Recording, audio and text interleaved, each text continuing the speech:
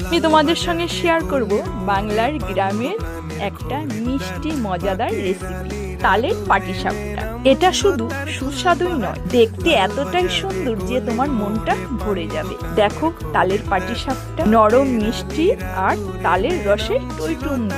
গ্রামে হাওয়ায় বানানো এই পিঠা তোমার মুখের হাসি ফোটাবে। তালের গন্ধ, কমল ময়দা আর ভেতরে মিষ্টি নারকেলের পুর, এটা যেন মুখে গলে যায়। বানানো খুব সহজ।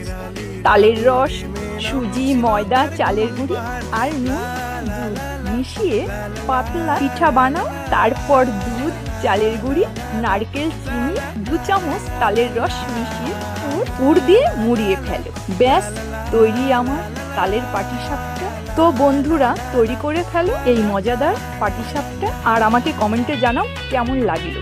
লাইক, শেয়ার, সাবস্ক্রাইব করতে ভুলো না, কারণ আমার চ্যানেলে আছে মজাদার রেসিপি। দেখা হবে।